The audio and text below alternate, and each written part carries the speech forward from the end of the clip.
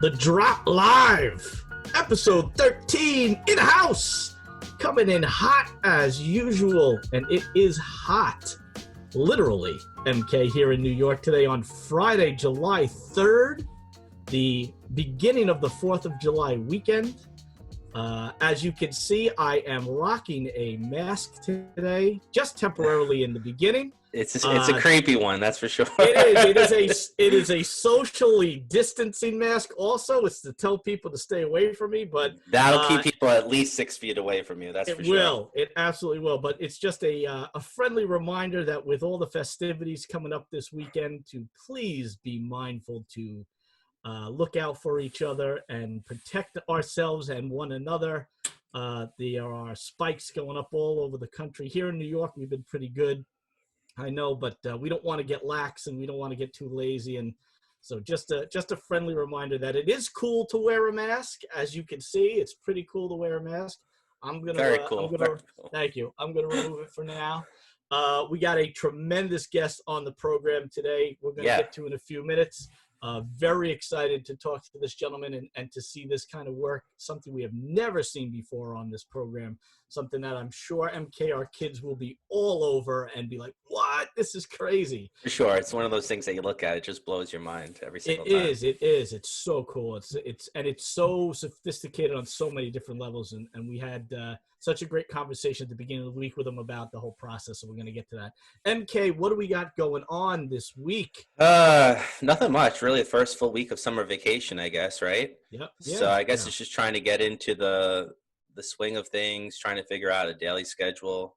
You know, there's no camps or anything happening right now or anything. So it's just trying to keep the kids entertained and cleaning the house after they make a mess every 5 seconds. It seems like that's all I've been doing all week is cleaning the house, letting them mess it up and then cleaning it again.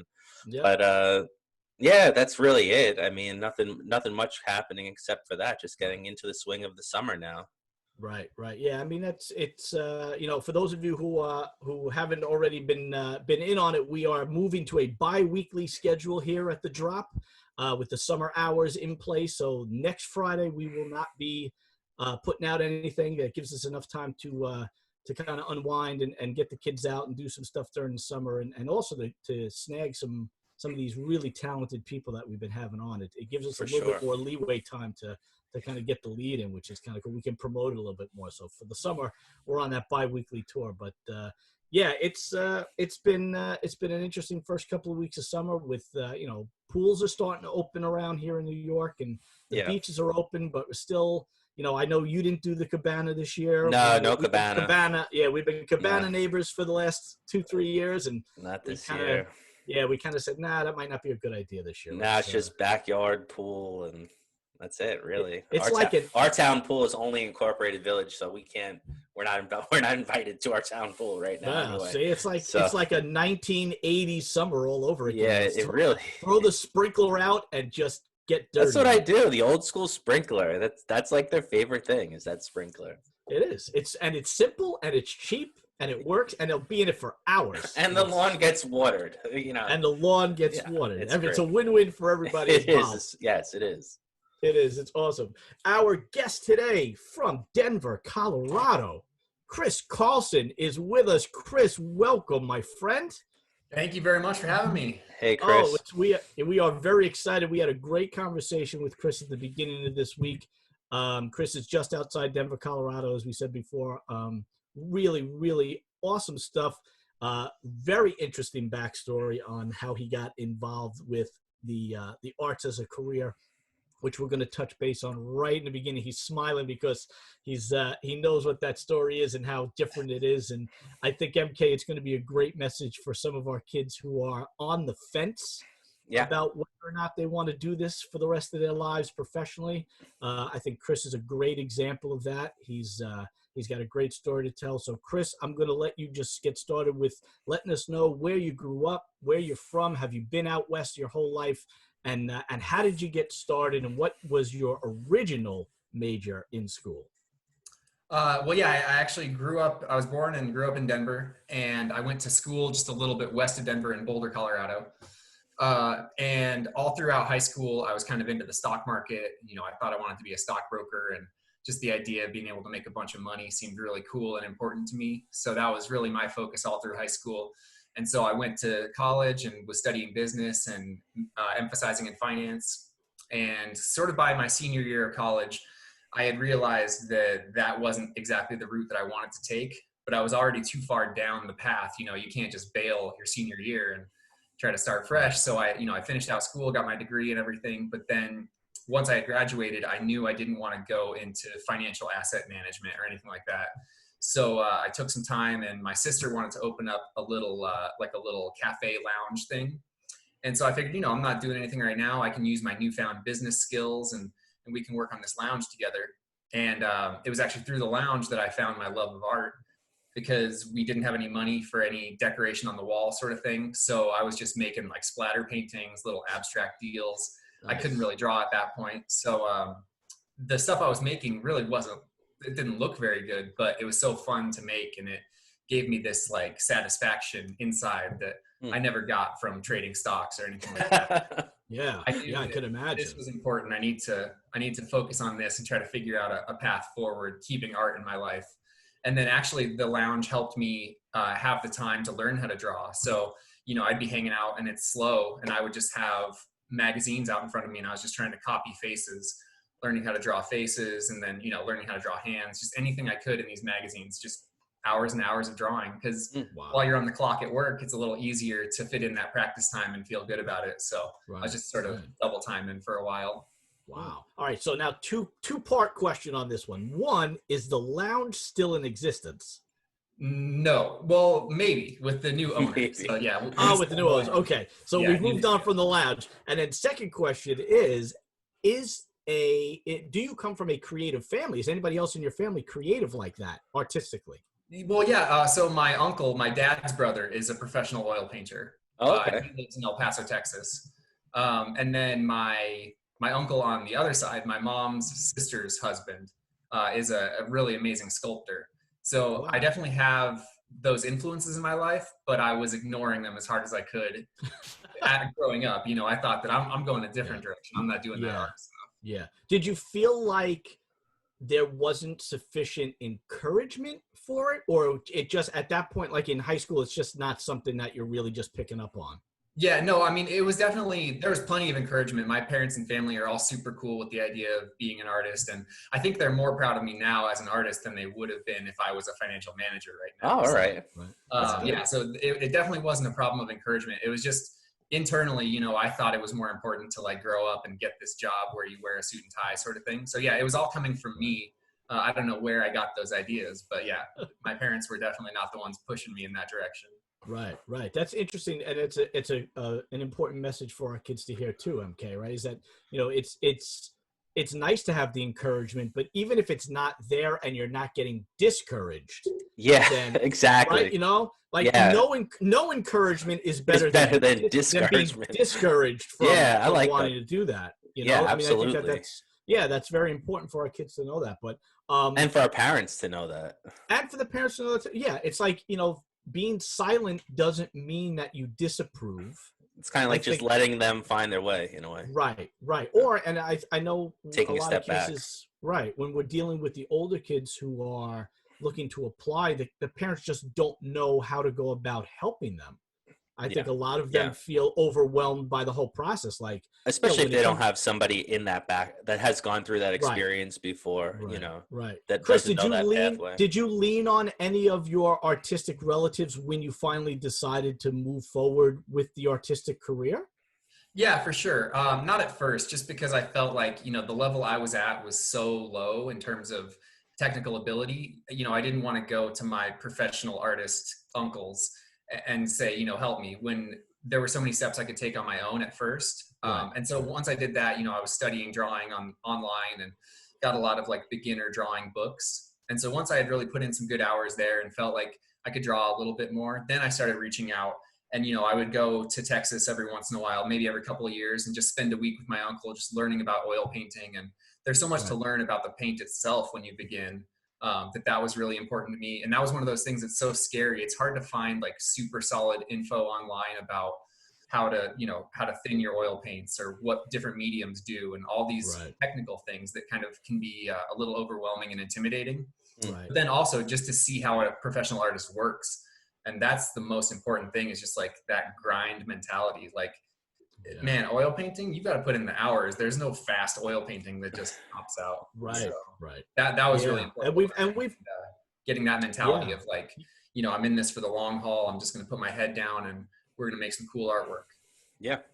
Right. Yeah. And it's something we've touched upon in previous episodes about the mentality, like you said, that grind, that wanting to work. It's not just going to happen overnight for you. If you don't put that effort in, if you're not fully invested in what you're doing, then you're not going to get the results that you're looking for. Like, you can't, for lack of a better term, you can't half-ass your way through any of it.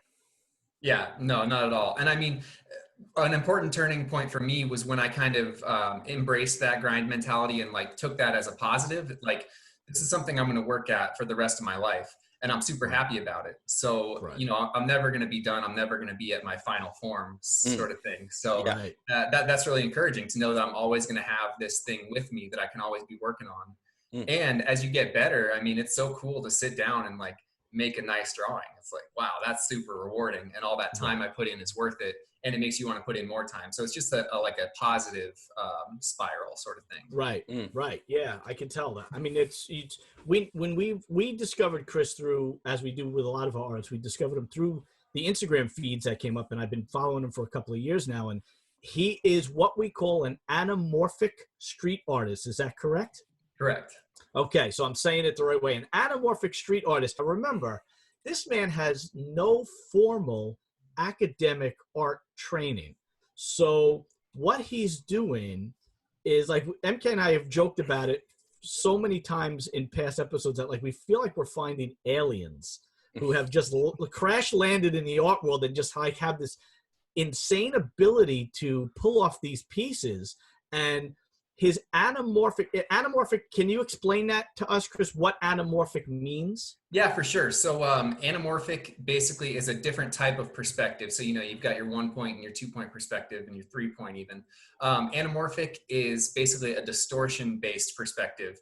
So from one viewing point, like if you click on the big hole piece there. Yeah, sure. One of the last images, maybe the third or fourth image, is a picture from the side.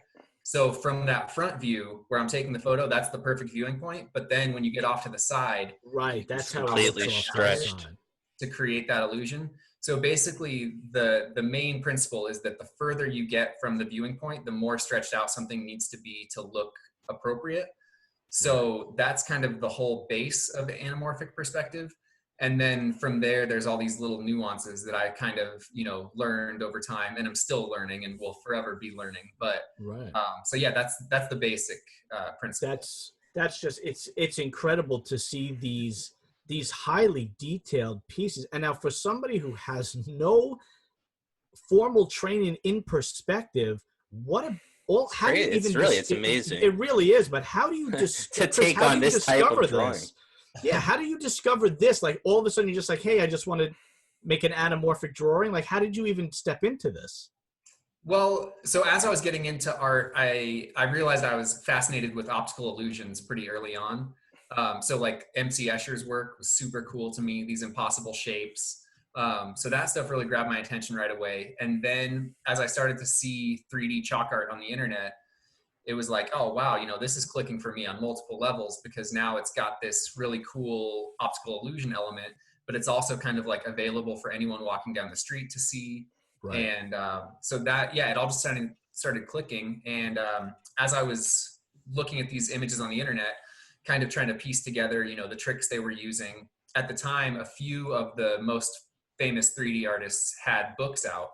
And they weren't explicitly like tutorial books, but by reading through them, you know, you could kind of see some of the techniques they were using. One of the big things was a lot of the artists are using string, like anchored to your viewing point, and then you can use this string to go out and get some of your perspective lines. So that was one of the starting points for me. And then it was just a matter of like, you know, okay, how can I make a sphere look 3D? So it was just starting with the simple building block shapes, you know, do a cube, do a sphere, do a pyramid sort of thing. Right. And then once I understood those, I could start to combine them into cool shapes and figures, you know. Right. So now let me ask you this, when you're basically essentially training yourself in this style, are you working on the floor or are you trying it out with pen and paper? Working on the floor, yeah. So my first pieces were all on the floor. Yeah. The back room of that cafe that I started with my sister was just like a large storage space. So I just painted the concrete floor with black latex paint, and then I would just chalk on that, and then just paint it over and do a new one, and paint it over and do a new one. So that's awesome. Over and over like that.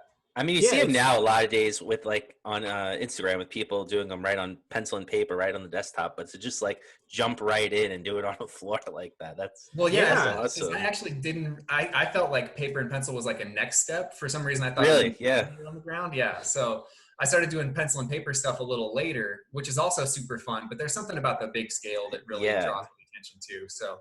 That's my focus. It has that wow factor for sure. Yeah, for sure. It does, but it's also so accessible to people. Like when we talked to Chris at the beginning of the week, you know, you were essentially referring to yourself, for lack of a better term, as a performance artist too, correct? Because a lot of your venues are live venues like festivals and street fairs and things like that. So tell us a little bit. We talked a little bit about it. It's awesome. I know MK probably has it ready to pull up, but you gave us this link to your very first quote unquote performance video.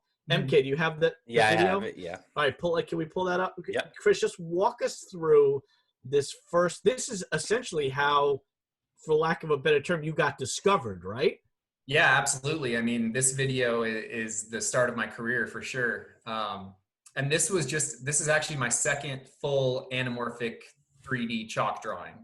So I had done one piece before this, kind of practicing, figuring out how everything worked. And then I had this idea. And then my buddy, Mike Larimore, who's a photographer in Denver, suggested that we shoot a time-lapse video of it. And so I was like, yeah, you know, sure. We'll show our friends this video. It'll be cool enough.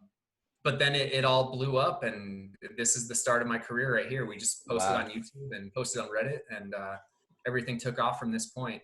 And but this video is a great explanation of like how basic I was starting, because you know, essentially these are all cube shapes. You know, there's no like rounded edges here.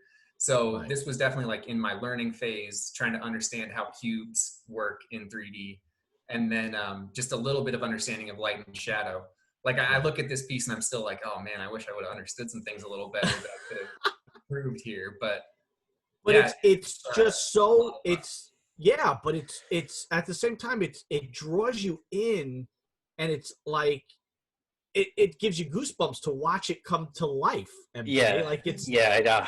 And I'm just thinking too, like when you're drawing these lines now, when you're drawing your grid, as they come closer to the camera, they're getting wider in reality, right?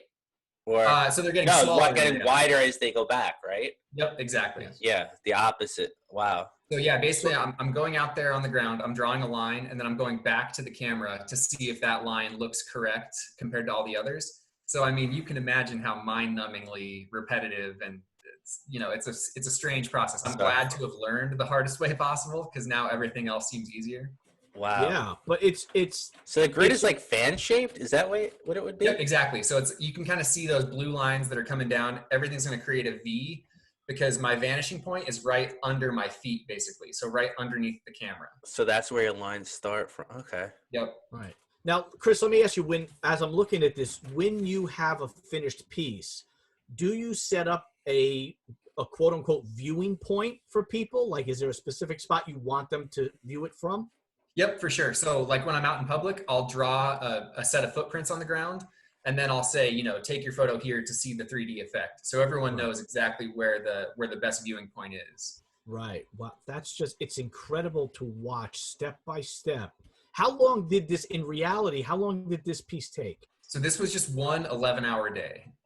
So it was 11 hours that you worked on this piece. Yep.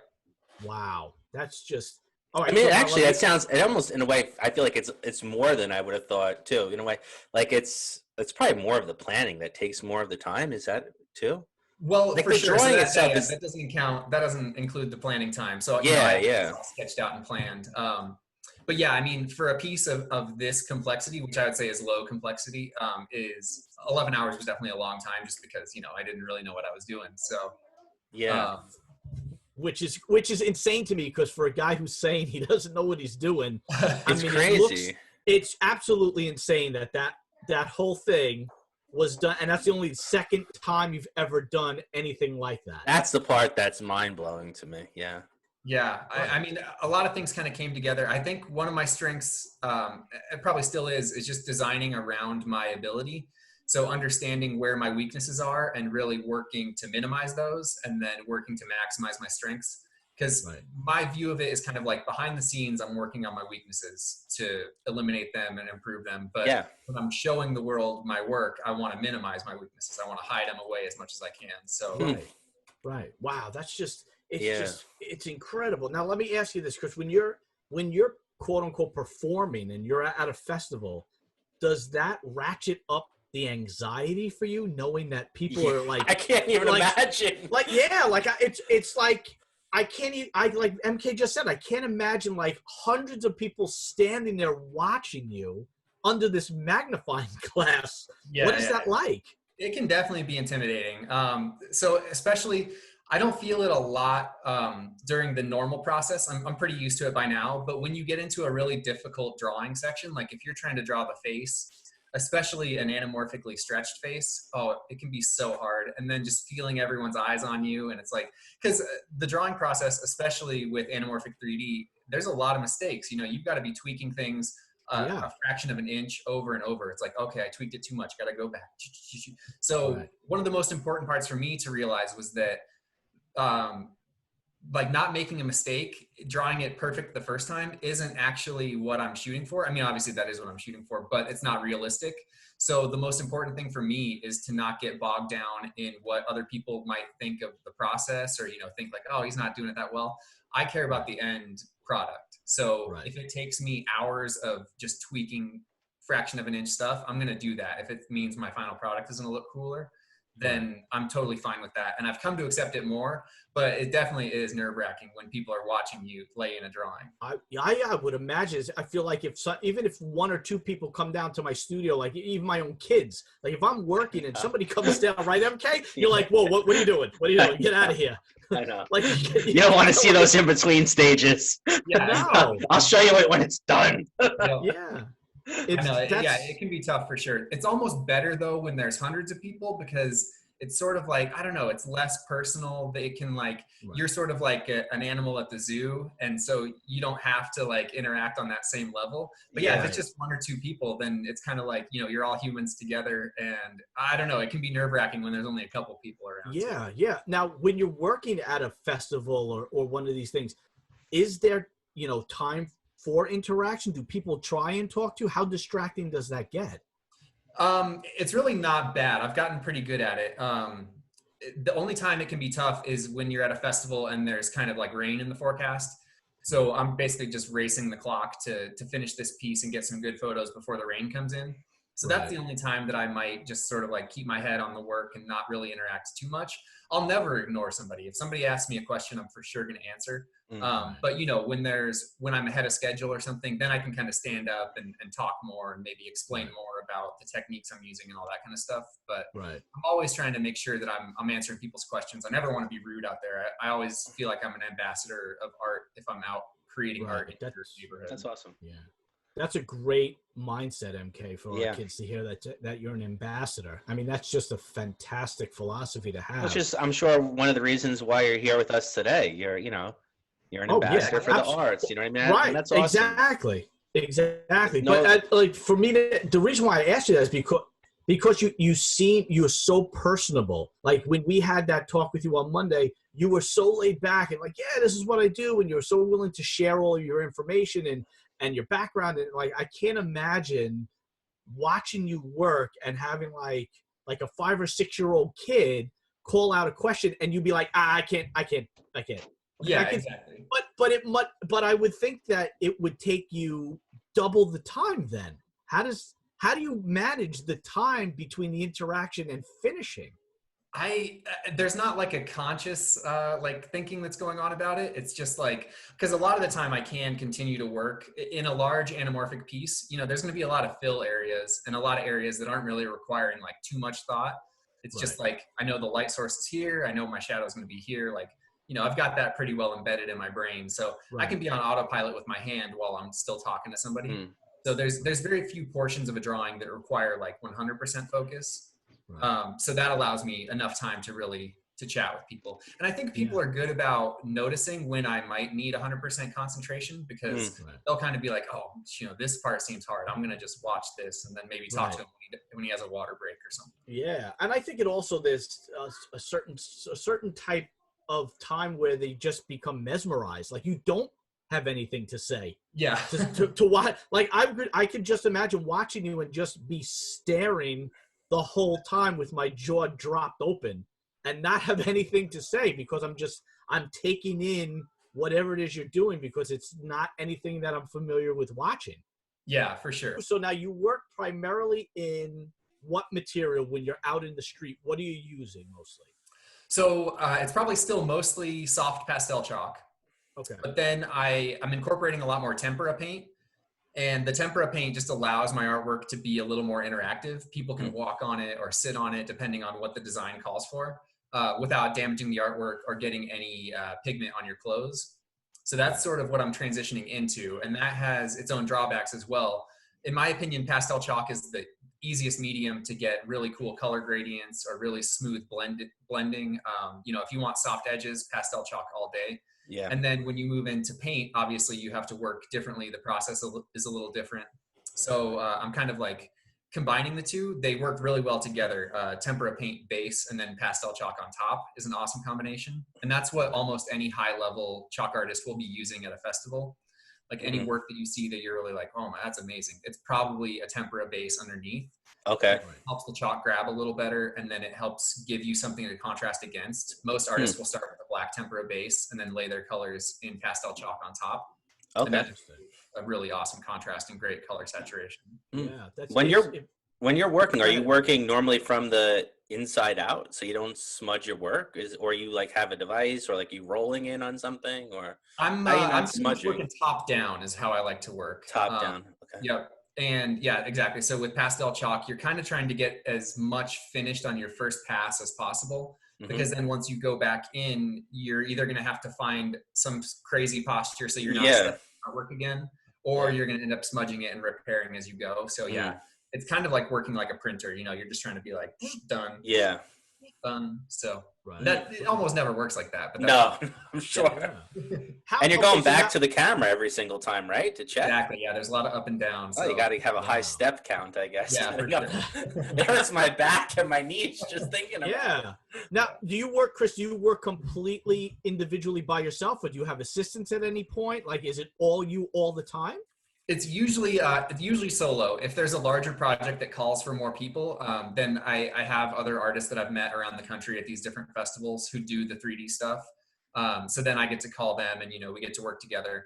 And recently, I've been kind of making a conscious decision to move more towards group projects, just because it's a lot more fun. There's not those long hours alone on the street, because even though you're making art and that's cool, having someone there to share the experience with and just to joke around with really is, it makes it so much more enjoyable and so much more fun. So I'm really, I'm navigating towards those group projects more. Yeah, there's certainly more of a connection. It's so interesting to hear you say that, because the stereotype of, of an artist in particular is this introverted, loner, sits in the studio all day, doesn't want to be bothered to talk to anybody because they're so focused on what they're doing. But you seem like you're the complete antithesis of that. You want that camaraderie. You want that group connection with other artists in that field. Yeah, I mean, I would definitely describe myself as an introvert generally. And I love solo studio work, don't get me wrong. So, I mean, but I don't know, there's something about when you're out there, and obviously it depends on the person you're working with. I wouldn't be able to just randomly grab another artist and work with them. But once I've gotten to know somebody and understand that our styles and our personality types work together, then yeah, it's great to have just a partner out there, because it's kind of like you're battling the elements, you're battling the surface. There's like all these things that are going on that are out of your control, unlike studio work where you can pretty well control most of your variables. So yeah, it's great to just feel like you've got a partner, a teammate out there who's working towards the same goal. Yeah. Right. Now let me ask you this: when you're at these events, are things pre-planned? Do you do sketches? Do you do thumbnails? Or do you just come in and show up and bomb it and done and you leave? No, I do a lot of planning. So with the anamorphic stuff, without a plan, you're going to like triple 10 times the amount of time you need to complete these. So yeah, I come in with everything super planned out, and then I'm usually using a grid method to lay down my drawing. So I'll have a grid over my design, and then I'll lay out the same grid, just way blown up on the street. And then that's how I lay in my line drawing. And then, yeah, I've got a color version as well. So I design all my stuff digitally. And then when I'm on the street, just basically use that as my guide. Your grid is pretty much the same grid now. Like the grid depends on what the height of the camera too, and how. Yeah, so that's all incorporated in my design process. But yeah, the amount of distortion I need to use is based on the height of the camera. So like I generally use like 5 feet high. Just to kind of so you keep that consistent, basically. Yeah, so short people can still see it, tall people can see the camera a little bit. And then the distance that thank you from the short people, by the way. Thank you for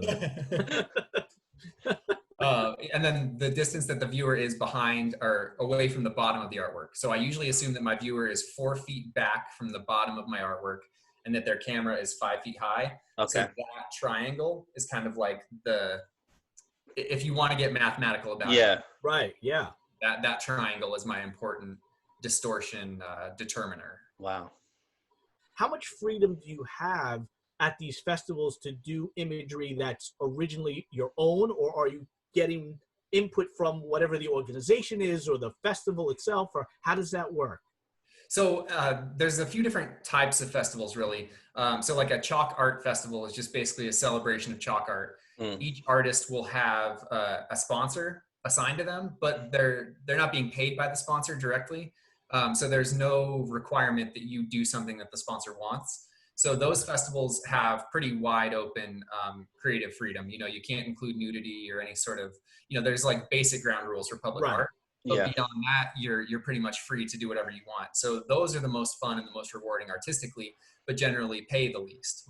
So then like on a corporate project where I have almost no creative control, but they pay the best. So it's the balance there. But yeah, at a chalk art festival, that's really like the dream, because you've got artists from around the country and sometimes from around the world all gathered together by this festival. And we all just get to, hang out with each other and share ideas. And then when I'm done making my piece or when I'm taking a break, I get to walk around and be inspired by all these other amazing artists and learn about their techniques. And like, oh man, so many of the tricks I use now, I just picked up by observing someone else with more experience at a festival using that trick, and everyone's happy to explain their techniques to you. And so we all kind of grow ourselves and our abilities through those festivals. Yeah, that's awesome. It sounds very fraternal almost. Oh yeah, I mean it's great, that's why it's rough right now, because this is normally the season where we would all be hanging out, a couple times a month at different festivals around the country. Oh, it's that often that for sure. If you get into it big enough, there's always a festival going on. Oh wow, yeah, because Tom and I I've seen the anamorphic chalk drawings for a long time now. But we came across one at Epcot, right, Tom? Oh, that was very cool. I probably saw Nate Baranowski out there, I bet. It may have been, but that was the first time I've seen one in person. Yeah. And we were interacting with it. It was a cool experience to see it in person. But I was like, I would love to go to one of these festivals. I wonder if they have them around here, Tom. I know they have a chalk festival in Riverhead out here on Long Island, but it's not an anamorphic. Chris, are there specific like anamorphic festivals, or is a chalk festival just a chalk festival? Yeah, it's usually just a chalk festival, and then there might be a couple anamorphic artists. There are very few festivals that are exclusively anamorphic. I have heard of a couple that have popped up, and usually it's more of just like a promotional thing, but usually the festival will be all disciplines of chalk art, mostly 2D, but then there'll be a few 3D artists scattered in usually. Oh, okay. That's now. Let me ask you, do you guys kind of gravitate to each other when you see another 3D chalk artist? Are you more inclined to kind of go watch them work as opposed to somebody else, only because you want to pick up something? Yeah, I mean, there's something about the people who choose to do 3D art that kind of draws us to each other. Because really, when you're down on the ground working, you don't exactly get to see what you're working on. Because what I care about is what it looks like behind me from the viewing point. So when I'm right on top of it, it's much harder to see. I have to just trust that this is going to look good up there because it doesn't look good right here. Yeah. So there's something about a person who wants to take on that every time, instead of just drawing a beautiful 2D face that you can be aware of as you work. I don't know. There's just like a different mentality in there. Yeah, it almost sounds like there is a kinship between those of you that do the 3D stuff. Not that you're better or worse than that there's like a caste system or anything, but it's just like I can see you, like it's the same thing like MK, like oil painters like to talk to oil painters and chalk artists. Watercolor artists is guilds where it's just watercolor painters, and I can definitely see where that comes from for sure. For sure. Now, let me ask you now, with everything that's been going on. Now, we talked to you on Monday, and you did say that Denver and the state of Colorado as a whole has kind of been opening up more and more within the past few weeks, correct? Correct. Right. Okay. So now, but before that, over these past 12 or 13 weeks, how has this whole shutdown of the country affected you as an artist and your profession? What have you been dealing with, and how have you been getting through it? Well, when everything started, so in March, late February to early March, I was actually working on a project. So I had gotten some money then, basically, and that was like the last income I saw for 3 months, 2.5 months, basically. Wow. And so that was super scary, but I was always kind of thinking about, and I've always thought about this, that the type of work I do is so physically demanding. I can't do this for 20 or 30 years without messing up my back and my knees and everything. So I've always been ready to kind of get a next step sort of thing. So that was just a good opportunity towards that. I've been trying to, up my oil painting skills, and recently I've been studying more digital painting.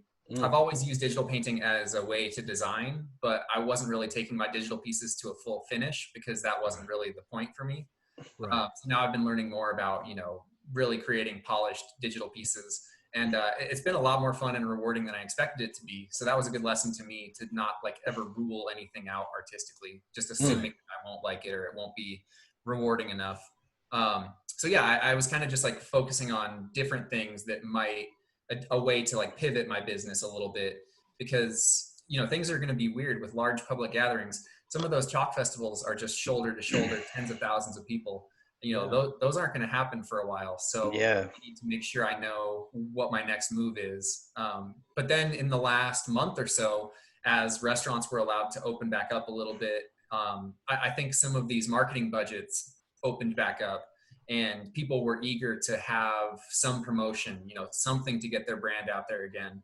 And my work picked back up quickly and really spiked. So I had a great busy month that I'm super thankful for, and it really came out of nowhere and was very unexpected. So that's great. Now, has it all been basically limited to the Denver/Colorado area, or have you been traveling extensively for it? No, I haven't been traveling at all. I had a project recently where I flew out another artist from Chicago to help me with a mural, but I've actually just been in Colorado the whole time. So this has all been local stuff, which is actually more rare for me. Usually I have to travel for almost every project. So it's been great to be able to stay at home and work in the Denver and Colorado area. Yeah, that's great. Now, so from a technical standpoint, like the whole point of our series here is so that our kids who are listening, or students who are listening, have a better grasp and understanding of what it takes to be a professional creative. So questions will always come up like, well, how do you price out your work, or how do you fill out your tax forms, right? So let me ask you, Chris, how does the traveling factor in to what you do? Do you build that into what you charge? Is that covered by whoever is bringing you out? How does all that, being a finance major, I would think that you have a stronger understanding of that. I mean, you would think so, but it was really hard starting out for sure. Yeah. The travel expenses are always like it's either built into the price or the client just covers it. Like they buy the ticket, they book the hotel, and I don't have to worry about it. But basically that expense always has to be taken care of by them, or else you're always starting in a hole. Yeah. And professionally, you can't make a living if you're always taking on these expenses that should be handled by the client. Right. So yeah, the travel expense stuff is always on the client. And, I try to be as flexible and accommodating as possible. I don't fly first class. No first class. I don't stay in nice hotels or anything, but yeah, those basics definitely need to be taken care of by the client. And it's usually like 2 days to create these pieces, or are you going longer? Yeah. Yeah, I usually try to keep it around 2 days. And then if it gets longer than that, if a piece is larger or very complex, then I'll try to bring in other artists to still keep it around the 2 day mark. Because with outdoor art, you're always battling the elements. So the longer you leave yourself out there, the more chance there is that there's going to be some bad weather that's going to really throw a wrench in the whole thing. Right. Yeah. And there is nothing about the outdoor art that is permanent either, right? It's just once it's done, if it rains, it's over. Yeah, pretty much. So like while I'm working on it, I can protect it from rain pretty well using just plastic sheeting and like cardboard, and there's all these little tricks that we've learned over the years. Like if you make a little cardboard tent under your plastic sheet, it'll just kind of like take the rain off to the sides and it won't sit on top of your piece. So you can survive a lot of rainstorms and still complete it. But then once I'm done and I leave, even for a minute to go eat lunch or something, and the rain comes in, then yeah, it could all be over. Yeah, and there's no. Have you had that before? I've only not finished one piece in my career so far. Okay, that's good. So yeah, that's a pretty good record. I could just see like you work on a piece all day. There's nothing in the forecast for rain, and then all of a sudden a sprinkler head pops up that you hadn't seen before. Oh yeah, and it's just like the worst nightmare ever. I can't. My level of paranoia for those kind of things is so high while I work that I would never let it happen. Yeah. I could imagine. I'm eating lunch like right next to my piece, just like clouds, looking at the sprinklers, making sure the bike isn't going to come through here. I'm sure. Oh, there's got to be so many different elements to be aware of. It's just like you have to have your head on a swivel almost. Yeah, for sure. And so it can be stressful, but then that really heightens the sense of satisfaction and relief when you finish. It's just like, oh man, this looks cool, and like I did it. It didn't get destroyed before I could finish. So yeah, it's quite an adrenaline rush, I would think too. That's for sure.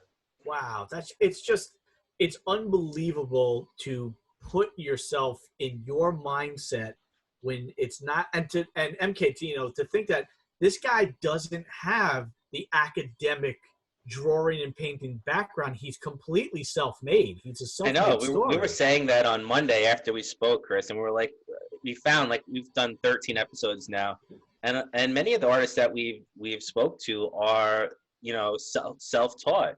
And I said, why do you think that is? And we kind of determined, like, you have that drive, to keep pushing yourself and to, like, become you're a student of the arts. You're continuing to try to learn.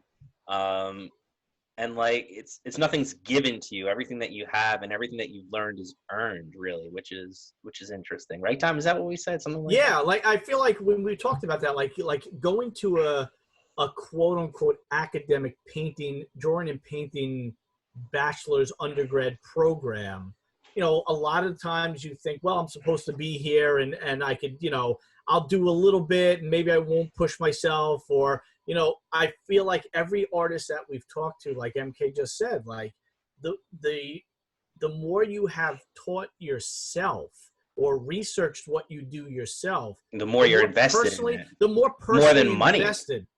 Oh, absolutely. Yeah. Is it really, like, Chris, when you're doing these projects, is there this sense of just gratification beyond the money, beyond all of that? I sense that it's just like innate with you. Well, yeah, I mean, it's super satisfying to have like kind of figured this out and then developed my skills over time. And so it's nice to think about all the time I've put in and that the results are coming and that good things are happening. But at the same time, I totally wish that I had studied art earlier. You know, I wonder about the things I could be doing now if I had mentors and, you know, worked under masters and that sort of stuff for more time. So I definitely don't want to discount the value of like getting good training. Like, right. the reason I didn't do it was because I didn't know what I wanted to do with my life early enough. But at the same time, I absolutely agree that when you're teaching yourself and there's no teacher to please or anything like that, then all of your motivation is more internal and maybe focused in directions that might be more pure. You're not looking to get that good grade. You're just looking to be a better artist at the end of the day. Yeah, yeah. So I know for me, especially in school, it was like, I know what the teacher wants and I know how to give it to them with the least effort possible from me. So I think, unfortunately, I might have also applied those techniques to art school and just been like, I know what he's looking for here. So I'll just boom, do that, all done. But when I'm just training for the sake of being better, it's like I'll notice a thing that I'm bad at. And instead of trying to hide it from myself, it's like, okay, it's time to draw hands for 2 hours. And like, it's time to draw the face in profile view because I keep on messing up the nose shape or something. And you're really honest with yourself too, you know? Oh yeah. I mean, and you know, it borders on like being too hard on myself sometimes. So I've got to like get some balance there too. But yeah, it's a critique day with myself. Yeah, exactly. Yeah. Always critique day with myself. Yeah. I think you don't want to take it too easy. Yeah, but what you mentioned just before, Chris, about it not being about the grade, I think it's probably the hardest part, MK, of what we do as educators, because they're so conditioned with grades in every other subject area by default. Like it's all this quote unquote race to the top and how many extra points am I going to get for this? Or like, even if you make a suggestion, the answer that we always get back is, well, is it going to help my grade? Or is it going to make my grade better? Like, to hear you say that it's primarily intrinsic for you, that it's just about the beauty of getting better for yourself, is such an important message for our kids to hear. That it's because we've been fighting it. MK and I know for sure in our classes always say, forget the grade. Just forget about the grade. Stop worrying about the grade.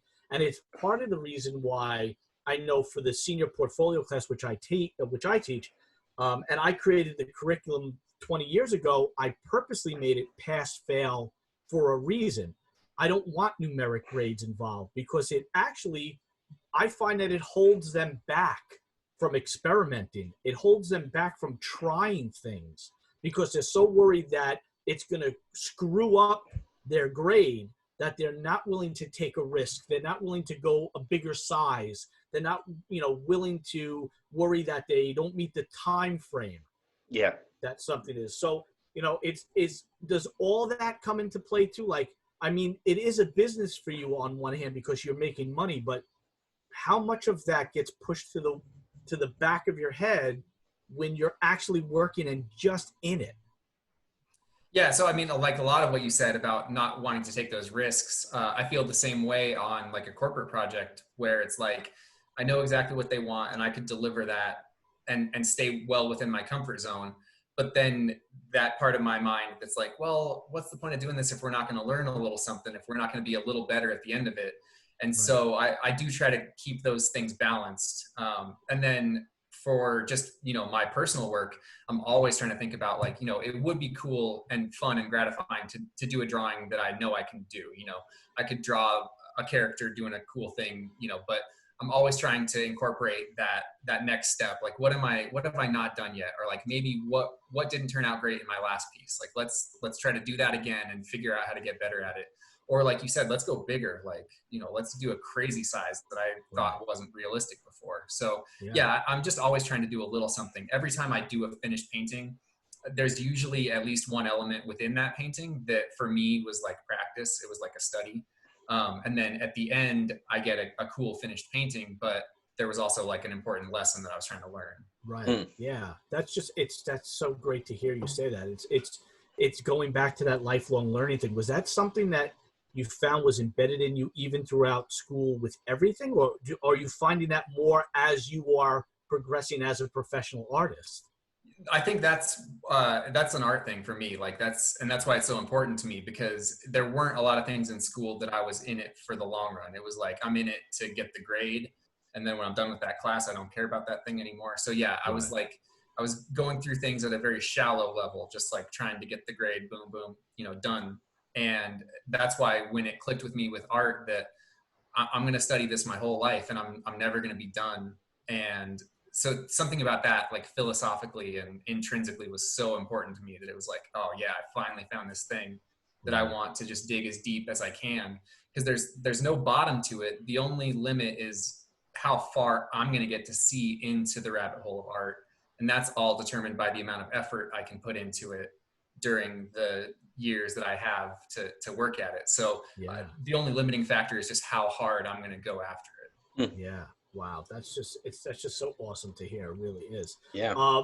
You know, we talked a little bit with Chris on Monday about who influences him and who he watches. And we know Leon Kier is a big influence on you. Another anamorphic street artist, does a lot of really high intensive kind of stuff. But who else, Chris, do you like? We talked about it on previous episodes. Like, it's kind of like MK and I like to see who other artists that we follow. It's kind of like in the know, like, well, if this one's following this person, then I gotta follow them too, because they got. So who's kind of like 3 or 4 people who's on your list right now that you're following? Well, so I'll give you some people that maybe you don't know about because they're more in the chalk scene. So your chalk list. Naomi Haverland is an amazing pastel artist, and just amazing artist in general. And she's actually one of the people who inspired me to get into chalk art. So she used to live in Denver, now lives in Seattle. But I would see her at the Denver Chalk Art Festival every year. And this was when I was just a spectator, just checking it out, hadn't drawn anything. And so her work was just so amazing. I was like, oh, wow, you know, chalk is maybe something that I should check out. I didn't know it could look this cool. Right. So yeah, Naomi's work is amazing. Nate Baranowski is another 3D artist that I met through the chalk scene.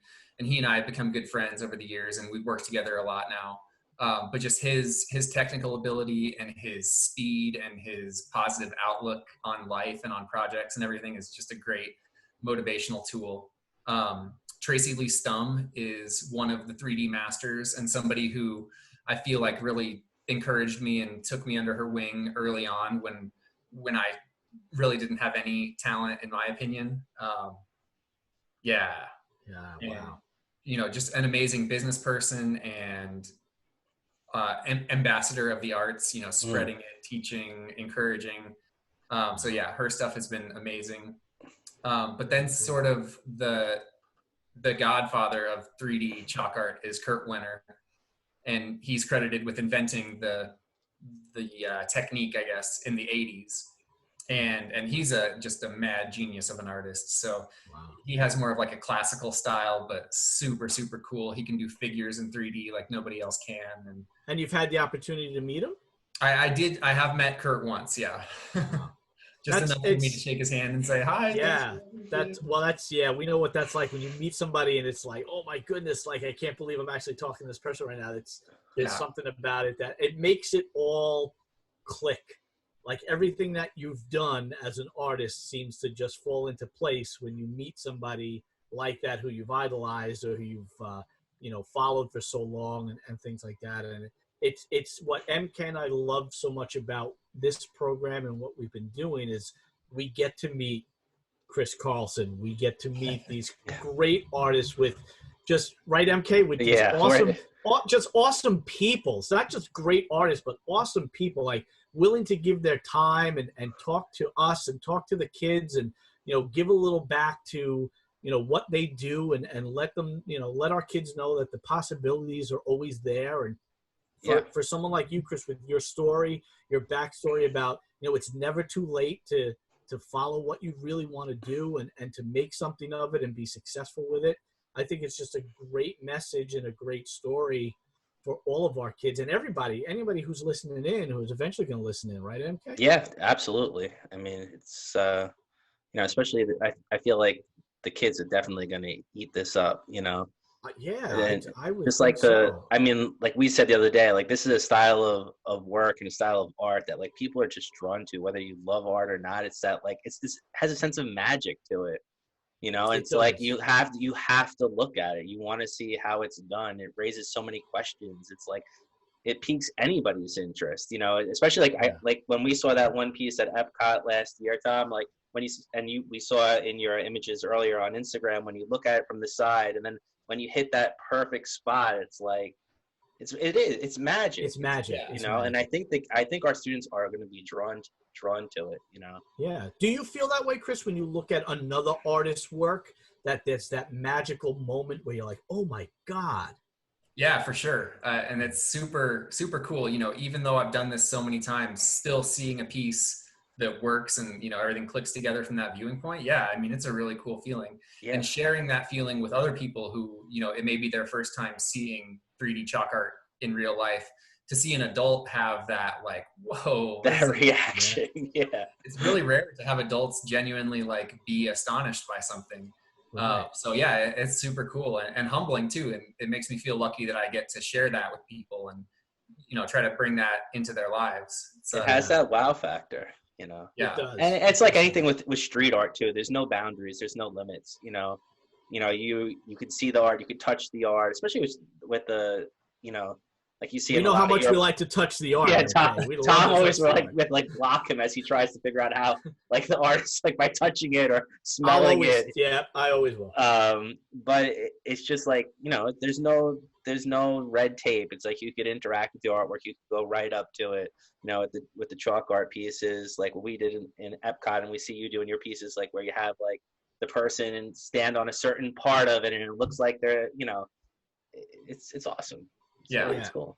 It really is. It's really fun because I feel like I get to interact with a lot of people who might not have even been intending to go look at art that day. They might have just been downtown and like happened by this festival.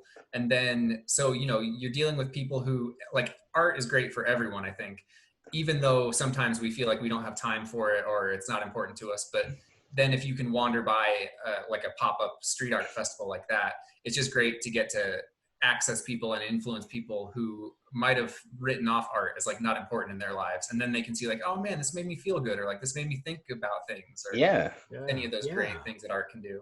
And they won't forget that, you know, they'll always remember seeing that piece too, you know, because it's like, well, it's just like just remembering the Epcot piece. I know, you can't get it out of your head. It's just, it's something that's ingrained in you that, you know, it also marks a moment in time. Like, you know where you were when you saw it. Yeah. Or you know the time that it was done, or like, you know, I'm sure the first festival after all of this stuff lifts is going to be something that people will always remember because it was the first after the lockdown or something like that. Yeah, for sure. Yeah, people, we want to see Chris Carlson get back out there. So remember, wear your mask. Wear the damn mask. Get it on so that we can get this man back out doing what he loves to do and bringing all of that happiness back to us. Chris, thank you so much. Yeah, Chris, it's been great. Some time with us. It's been a fantastic conversation. Absolutely. We have loved having you on, and we know that the kids are going to be really excited when this gets put up on YouTube, because MK is going to be showing all kinds of crazy cool stuff. And again, if you're not familiar, Chris's Instagram at Chris Carlson Art. Get on this guy's stuff and start looking at his feed and follow him, because he's got some tremendous stuff. He shows a lot of process, great videos, all kinds of really cool stuff.